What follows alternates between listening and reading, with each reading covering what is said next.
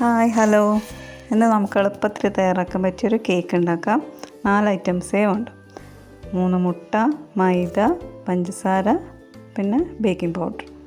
ആദ്യം മുട്ട നന്നായിട്ട് ബീറ്റ് ചെയ്യണം. 3 മുട്ട ഇതിലേക്ക് പാത്രത്തിലേക്കിട്ട് നന്നായിട്ട് ബീറ്റ് ചെയ്യുക. അതിനുശേഷം പൊടിച്ച പഞ്ചസാര ഉണ്ടല്ലോ അത് ഇതിലേക്ക് ഇടുക. എന്നിട്ട് ഒന്നുകൂടി ബീറ്റ് ചെയ്യുക. അതിനുശേഷം ബേക്കിംഗ് പൗഡർ ഇട്ട് പിന്നെ ഇളക്കി ചേർക്കുക വേണ്ടത്. പിന്നെ ബീറ്റ് ചെയ്യാൻ പാടില്ല. മൈദപ്പൊടിയും ചേർക്കുക അതിലേക്ക്. എന്നിട്ട് ഒരു ഭാഗത്തേക്ക് നന്നായിട്ട് ഇളക്കി അതിലേക്ക് യോജിപ്പിച്ച് വെക്കുക. അതിനുശേഷം നമ്മൾ ഒരു ട്രേ എടുത്തിട്ട് ബട്ടർ തേച്ച് നന്നായിട്ട് അത് മയപ്പെടുത്തണം.